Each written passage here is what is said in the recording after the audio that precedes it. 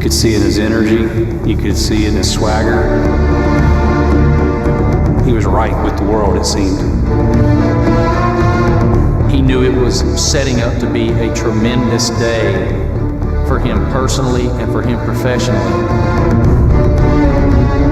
Dale told me before the 500, I'm the happiest I've ever been in my life. You'll see something you probably had never seen on Fox.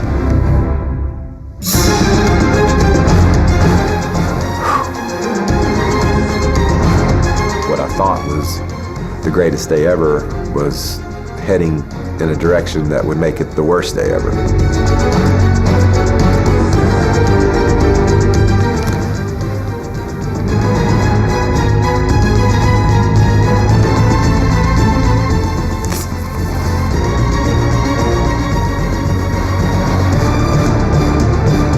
It was a bad day. It was a day that I hope I never have to live again.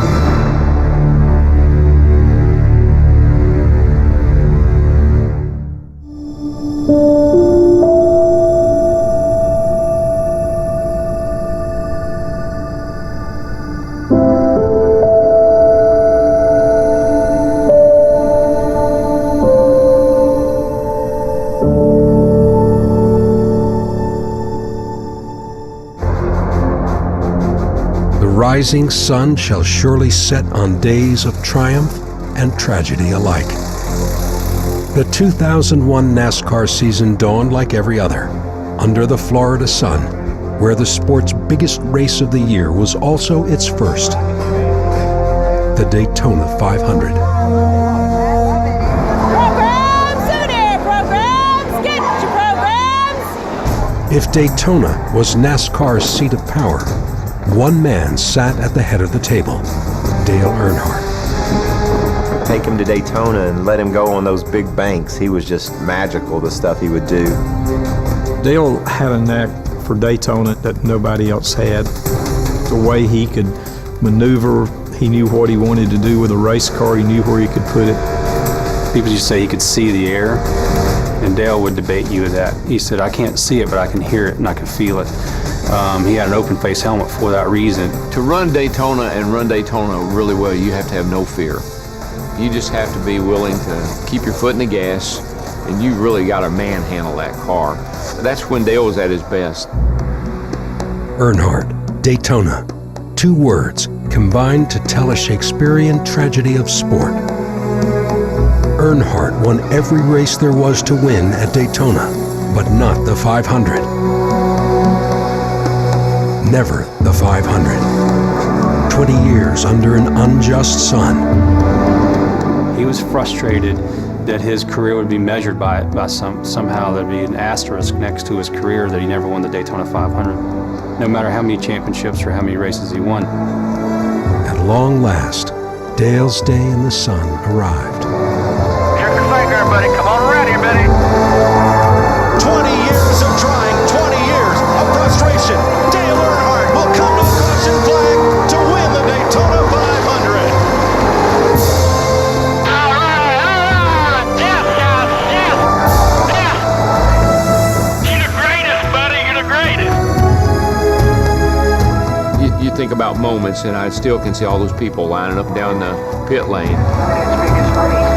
Everybody knew what it meant to him, and they honored him that day. Everyone knew that it took 20 years of hell.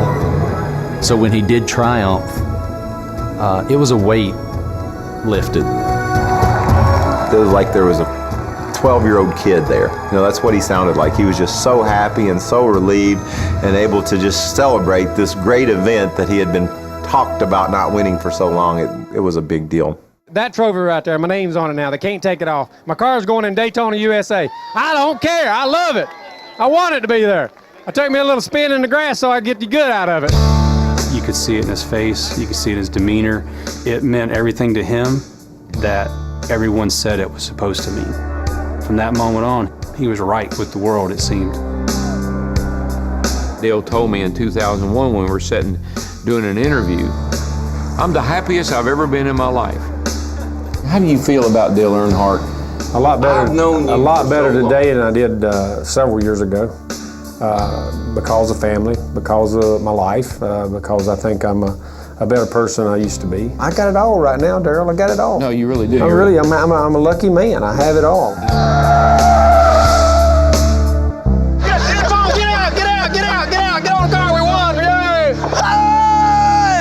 You would like to be crossing that line first? And then spin around in the infield. Spin around the infield. And then go to victory lane. Then go to victory lane, which is where I'll be do the interviews. Oh, you gonna be here? Yeah, what do you mean I'm gonna be? Fox brought their A-team in here, baby.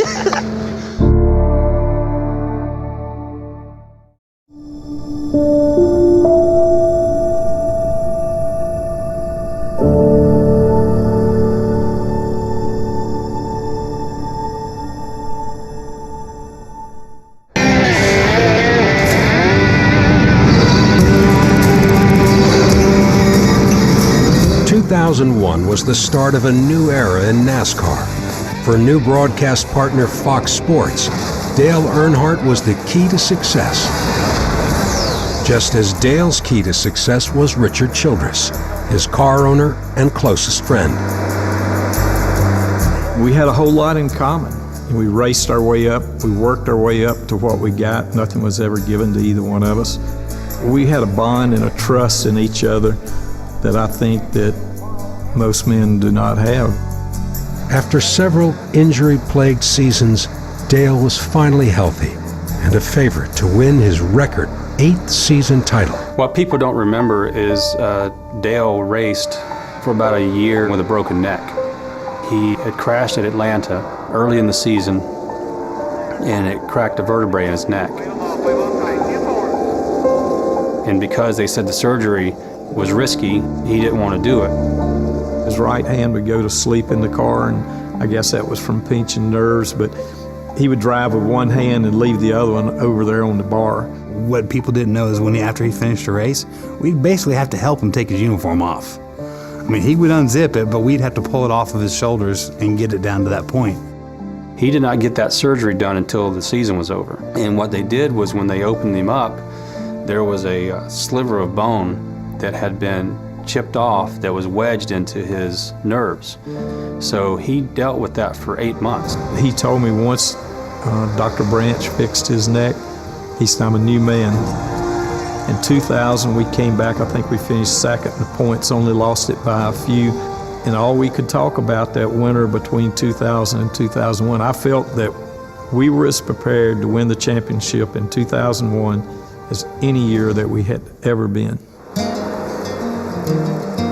That Dale Earnhardt Jr. was ready to challenge Dale Sr. for the title was all according to plan. His son drove for Dale Earnhardt Incorporated, the team his father had built with a focus on the future. I don't think he did that just because he wanted to build something for Dale Earnhardt Jr. But I do think his belief in Dale Earnhardt Jr.'s talent had a lot to do with it. He's led 209 laps, and the Intimidator's son is the dominator today. I ain't seen you in a while. Hey, Superman. Good job, man. And I remember Dale coming to me and he said, I'm the envy of all the dads in the garage. And he just thought that was the coolest thing. And Dale Jr. won his first Cup race in Texas. And part of my responsibilities was being in charge of Victory Lane. So of course I'm very excited. I have the Budweiser towel and the hat, and I'm ready to run up to the car. And this giant hand grabs me and essentially throws me to the ground.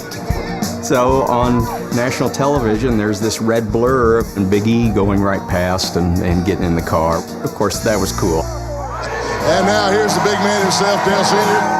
The picture of him squeezing his neck at the All-Star race is a dear picture to me because he just really loved the fact that his boy could do the same things that he could do on the racetrack. DEI was founded on family and friends, with 3 teams starting the Daytona 500. Dale Jr., Steve Park, and Michael Waltrip, a journeyman who'd never won a race in his 16-year career. Now, NASCAR's premier event would be his first race driving for his longtime friend. Just coming to my mom's house to see Mom the day after my dad died. My phone rang and he said, what are you doing? I said, I'm over here with Mom, just hanging out. He said, I'll be there in 10 minutes. And he hadn't mentioned coming or anything, but he wanted to come and hold my mom's hand, you know, and just say, you had a special husband, you know. He raised these two boys, and these guys are a big part of my life. And so I think that meant the world to Mom, and I think it showed a lot of people in my world that he was a special person. Maybe Earnhardt saw a friend who needed a helping hand. Or maybe he saw something in Waltrip that others did not. Michael Waltrip. Scraping along the wall. Got to pin it right up against the wall. He hit awful hard. You know, I had started my engine 462 times and hadn't ever been able to win a race. That is Michael Waltrip, out of control. Try over. Time was ticking. Time was running out for me to be able to get a top ride. When Dale put Michael in the Napa car, and everybody said, have you lost your mind? He's driven 400 some races and had never won a race. Why did you pick him? Dale always knew in his heart that Michael could drive, and he always felt like he just needed an opportunity. That opportunity was at hand.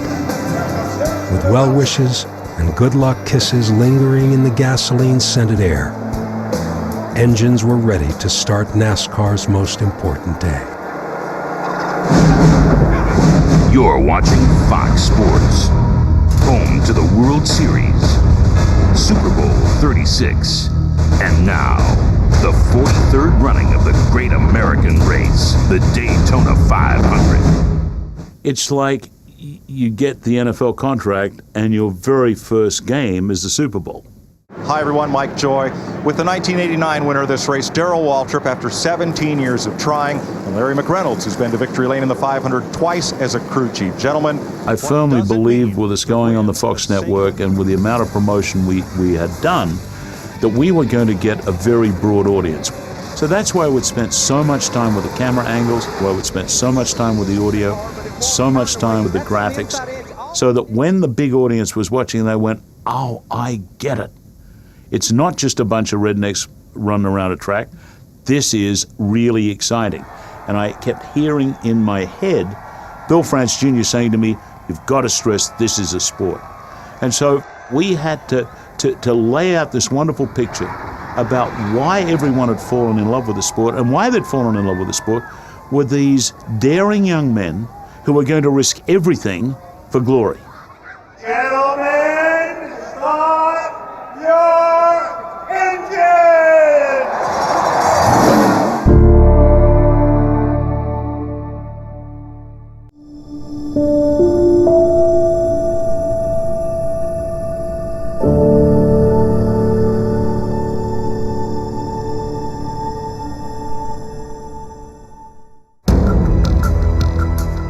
Rolling thunder rose to life as NASCAR machines rolled off the starting grid.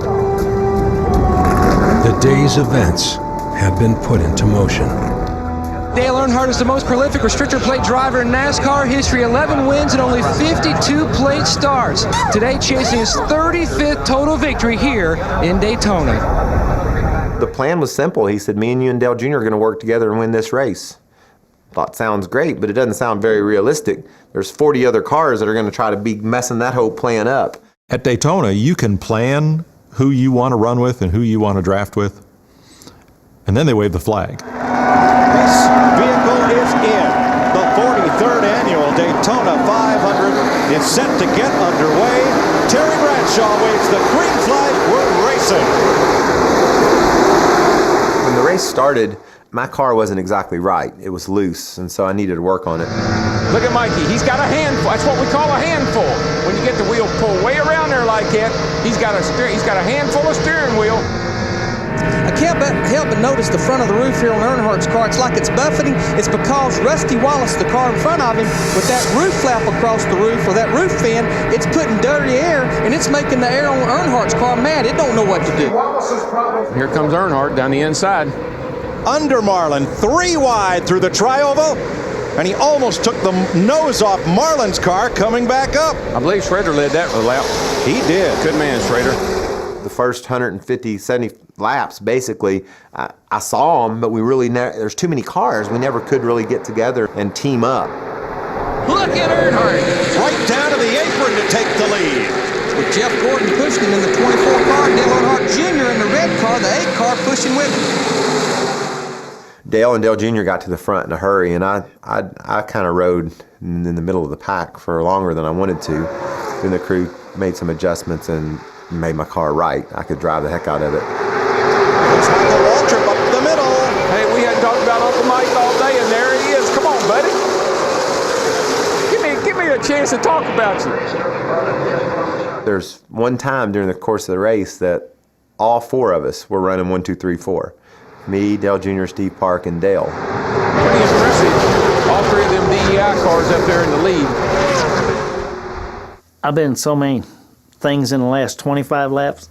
I wasn't thinking until the last couple laps and see what happens. You just try to position yourself up there where you're in that group and try to be able to make something happen, or if something happens, you can capitalize on it.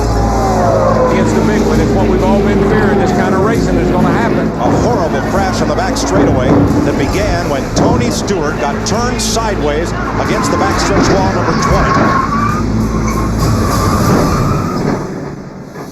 You know, it just seemed like the lid was about to bubble off of this pot here, and it just seemed like with that event, we thought maybe eliminated enough cars to make it come down to where we knew who we needed to race and how we were going to be able to accomplish this.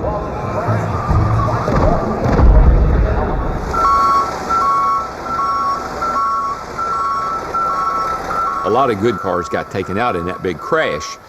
And so when the cars are stopped on the racetrack over on the back straightaway, not only are we catching our breath, but so are those guys, and at the same time, they're strategizing. We pulled to a stop on the front straightaway, and I'll be darned. I looked in my mirror, and I was leading the race. Dale and Dale Jr. were right behind me.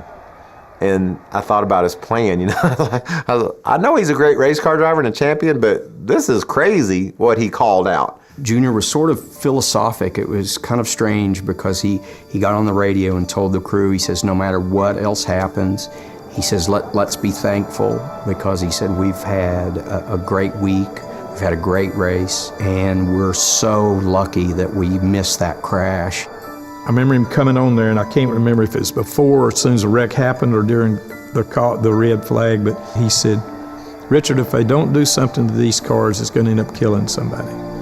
That kind of always sticks. That's one of the things I can remember, and I don't remember at what point he said that, but it was after Tony's wreck.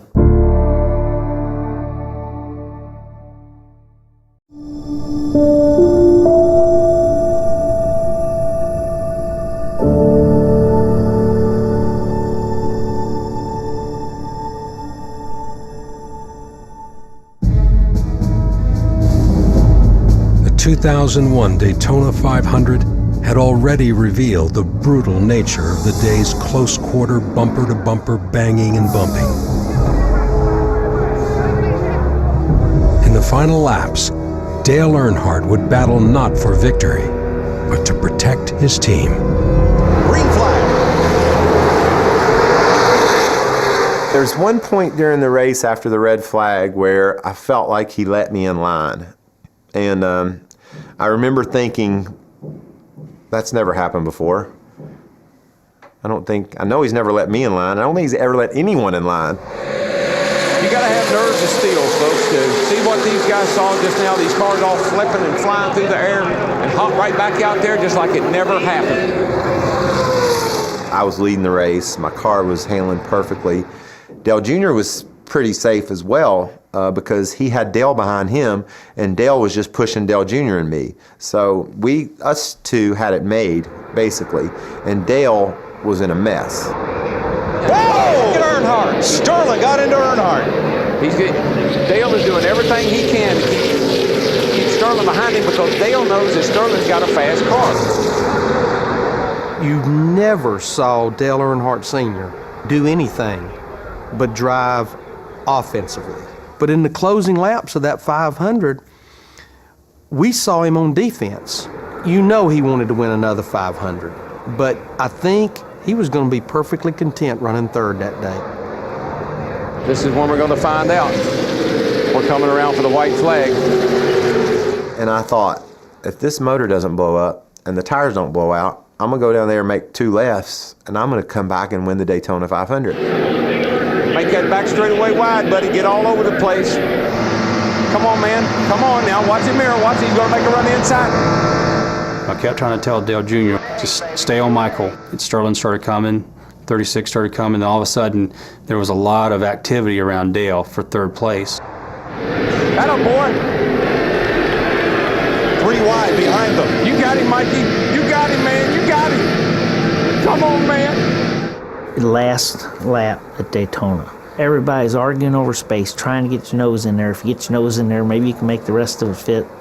All of a sudden, I saw his car cut left, and I said, this can't be good. Come on, get him in the 4. Get him in the 3 cars out. Oh! Big trouble. Big wreck behind them. Beat him back. Come on.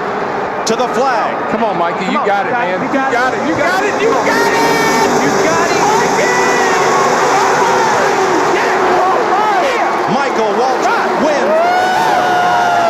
Oh, man. All right. That's a television dream come true. And he's about to get the best ride in racing. Man. The Daytona 500 victory lane. Darrell, is this better than winning it? Oh, it's better. This is great. I hope Dale was okay. I guess he's all right, isn't he?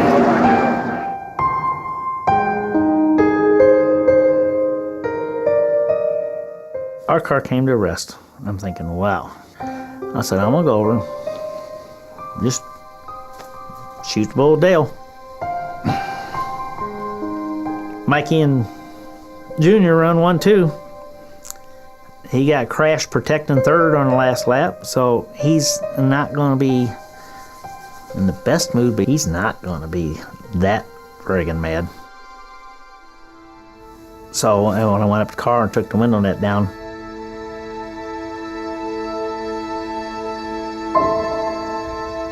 I knew he was in trouble. I mean, I knew right away he was in trouble, and I signaled for the emergency crews to get there like quicker. And they were there quick, but just quicker yet. And just knew he was in trouble.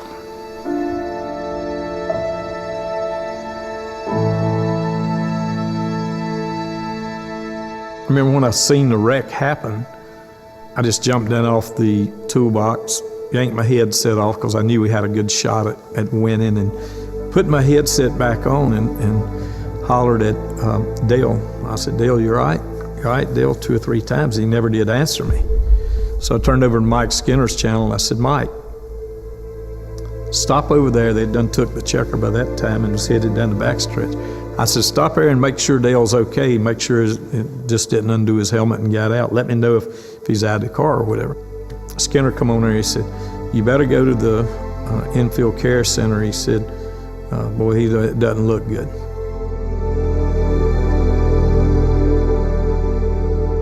We just kept waiting. Come on, climb out. Come on, help him out of the car. Come on, get him out of the car. He's got to go to victory lane. You got to get him out. Junior got out, and again, I don't know quite his thoughts at that point, but his thought was, we're going to go to the medical center, the care center in the infield, and see Dad.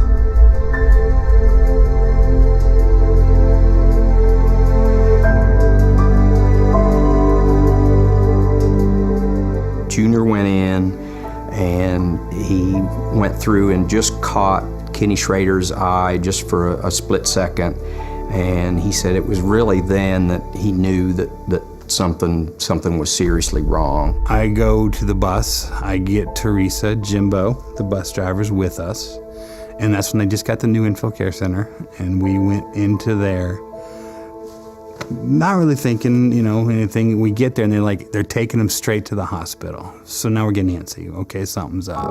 Richard came in the infield care center, and you're sitting in there, and you got the little curtains and stuff, and Richard those curtains. What's the deal? I probably turned white, And he said, "How is he?" I said, "That ain't good." And he said, "You mean like we're gonna be out for a while?" I said, "Oh no, buddy. You know, we got bigger problems." Kenny wasn't himself. You know, he was just as pale as he could be, and he said, took a few deep breaths, and he said, "Look, I'm not a doctor." They had released him from the care center. He said, "I'm telling you, it don't look good. It don't look good." And at that point, my heart just fell. And so Judy and I got in the car and headed to the hospital. We get in a car and get a police escort to the hospital. We're going back roads around the turns. I said a lot of prayers on the way to the hospital. That's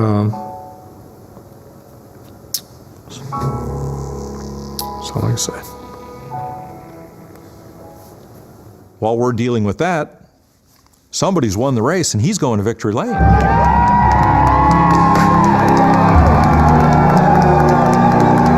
Started celebrating what I thought was the greatest day ever in the history of NASCAR, and especially in my history. I mean, it was perfect. Everything went just like Dale said it would, and I couldn't wait to see him.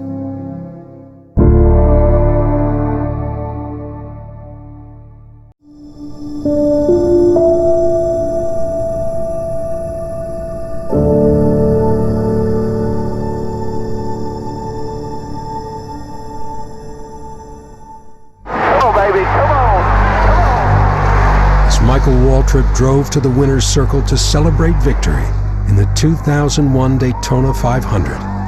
How could he have known that the seminal moment of his career would be forever shrouded in tragedy?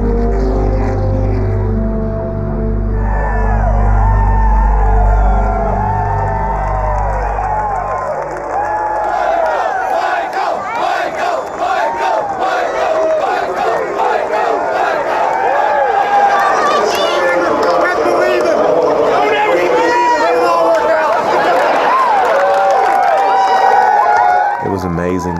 People that didn't know me a month before, now we're all standing in victory lane celebrating winning the greatest race in the world. Everything was just so cool, and it remained that way for probably 20, 30 minutes. We kept watching on the camera, and this looked bad. And you can tell by the people around the car, even though it was in a long shot.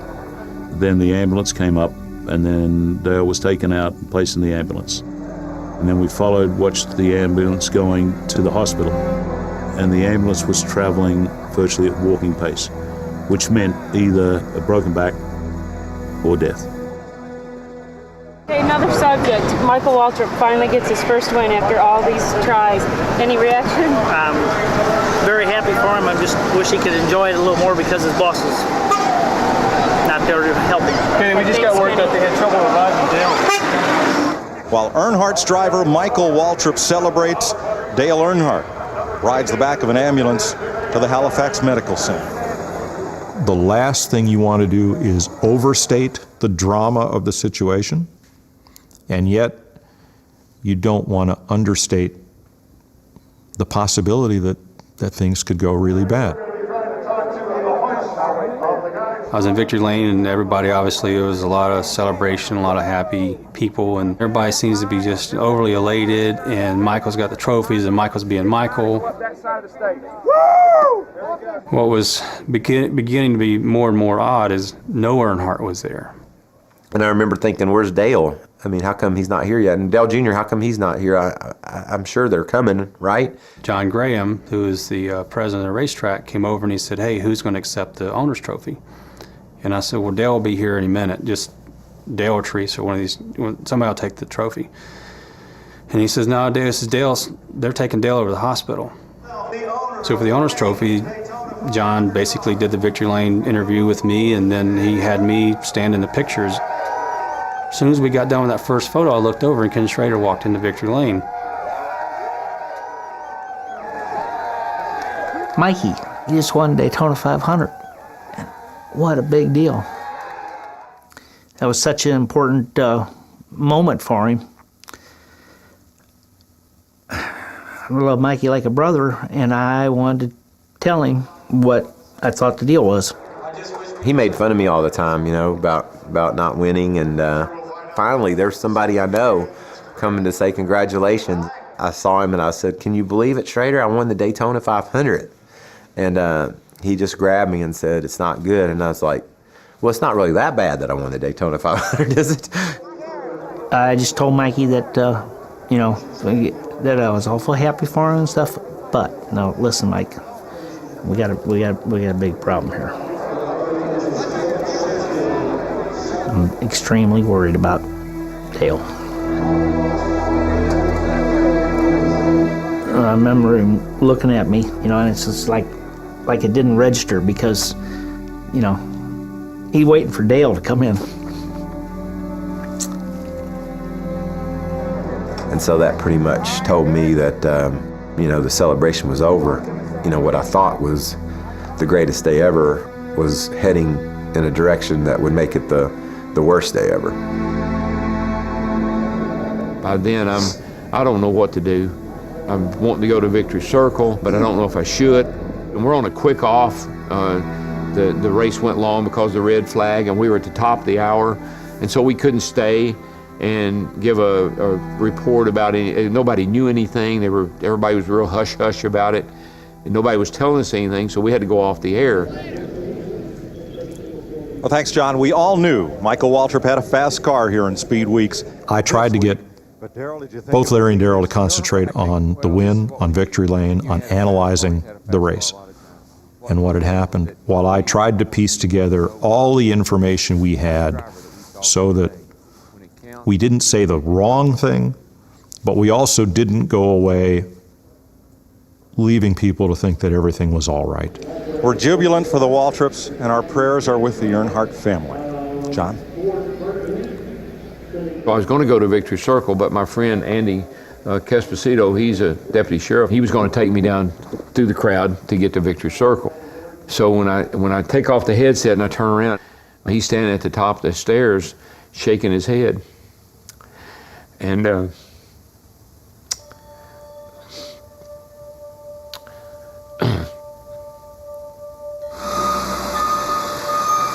Big Andy's wife she worked at the Halifax Hospital in the emergency room. She had called him and told him to get DW and get down here because Dale didn't survive.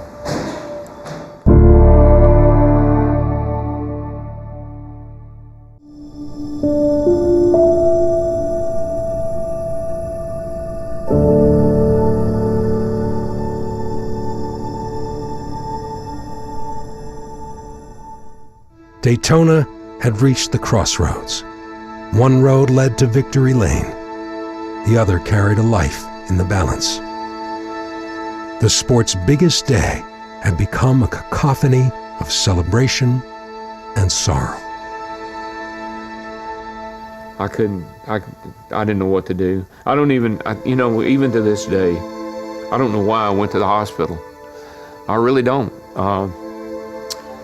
Family, NASCAR, although everybody that needed to be there was there.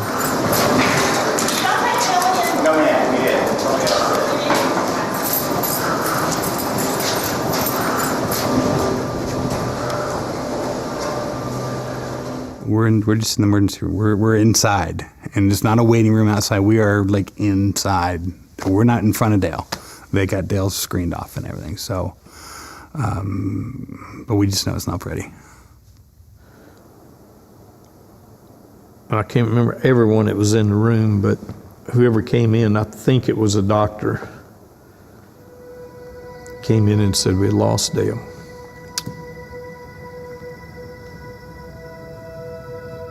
I have his son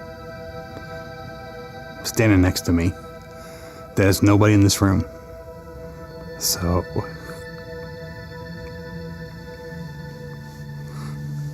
I'd take care of him. And we just all sit there and not knowing what to expect next. And I remember some of us just had our heads down, and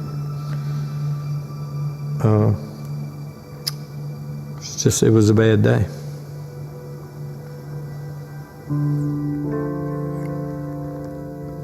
I go into the room where all the team members are at.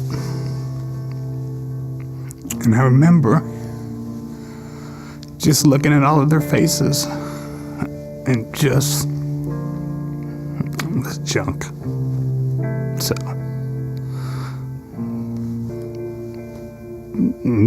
that's kind of where we all were.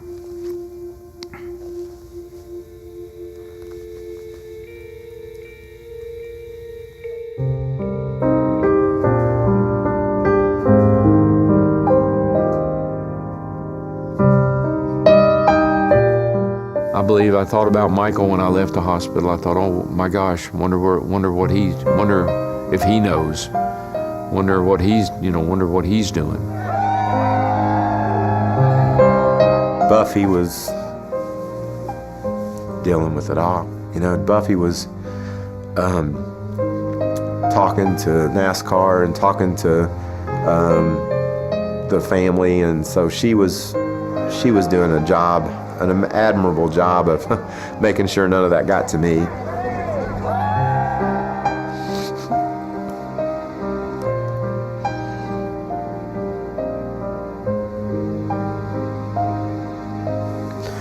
Then we got in the van together, and it was the first time I'd been alone with her, and she said, Dale's dead.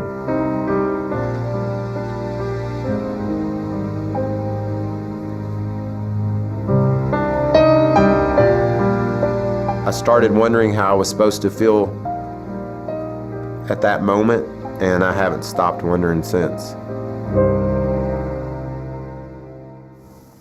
Well, NASCAR officials who I knew what the deal was. I asked them when people were starting to leave and stuff, and I said, hey, is it official? Well, we ain't got any official word. And I never cuss anybody, but I said, listen, you blankly blank, tell me what the deal is. I was just down there, and so then they told me. Even before the announcement, I believe that it started to filter through that it was a possibility. At that point, I remember Mike Helton coming into the media center and standing up there at that podium and saying those words that are now etched in our brains forever. This is undoubtedly one of the toughest announcements that I've ever personally had to make.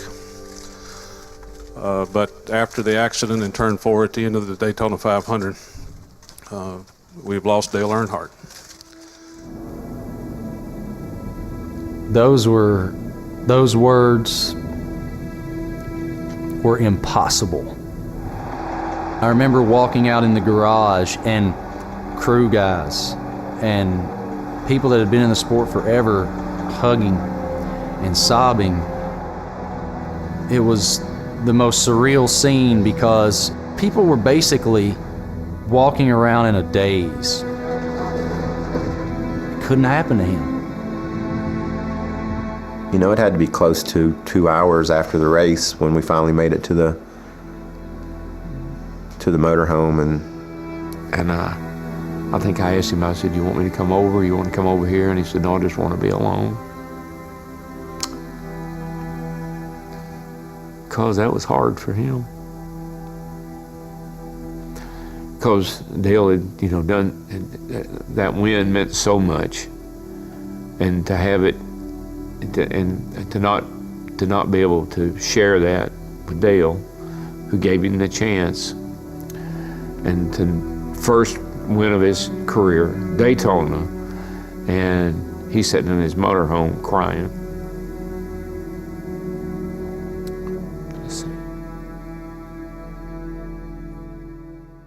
And Michael said, "This is supposed to be the greatest day of my life, and it's my worst."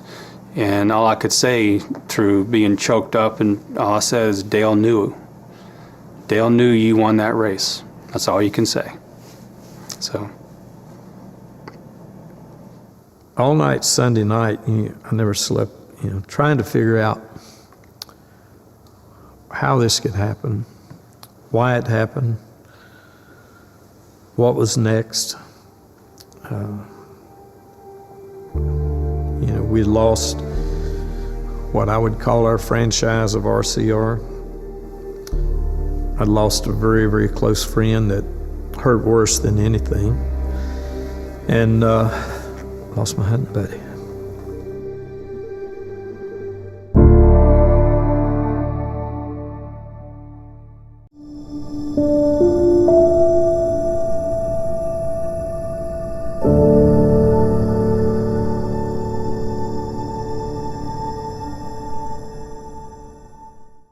And once again, to update you on our top story this evening, the death of NASCAR legend and giant Dale Earnhardt.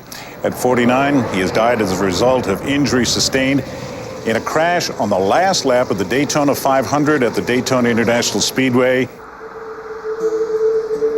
I remember pulling into DEI after we got Dale home and just seeing the hundreds and hundreds of people that were there, and the candles and the "We Miss Yous" and all of their tributes. I remember looking at me and saying, if it ever happens to me, you better give a race. We asked all the employees, if you want to go home and be with your families, go. And I can't recall one person leaving.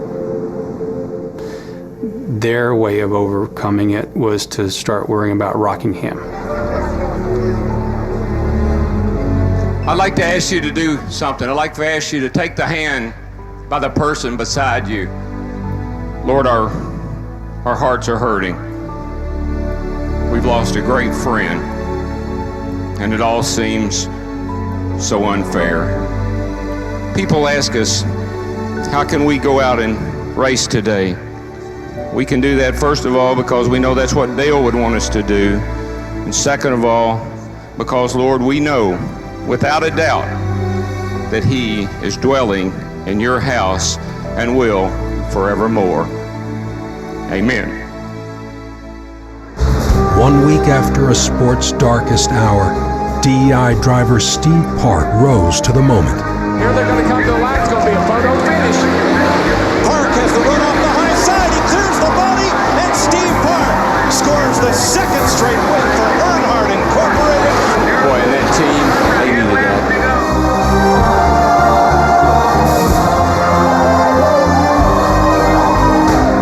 It brought tears to my eyes. What to say? Just, Dale's the one who taught me how to drive this place, and he told me to stay off the brakes, and we stayed off the brakes and won the race. 2 weeks later, Richard Childress, rookie Kevin Harvick, Dale's crew, and a renumbered 3 car delivered their eulogy. Gordon's going to make the big move on the inside when they get down here to turn 3. Here he comes. He's going to drive it to the bottom. Oh, Harvick's leaving a lot of bottom. Just like a year ago, he's going to get him, though. Here they come. Gordon got loose. It's Harvick. Harvick by inches. Harvick by inches. Harvick by inches.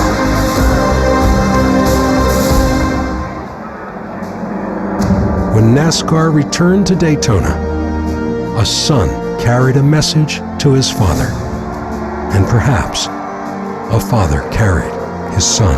Here they come, turn 4, final lap. Michael Waltrip in second, but it's going to be Dale Earnhardt Jr. using lessons learned from his father to go from 6th to 1st and score the victory in the Pepsi 400. I just was so happy I could push him home. Made the night complete, made it perfect. And then to be able to stand on the car and listen to over 100,000 people screaming, it was amazing. I remember thinking, I'm better now. It'll be fine now. This is redemption. If you watch how each one of those wins were, it was almost like it was meant to be that was healing for us all. And know how proud Dale would have been of every one of us.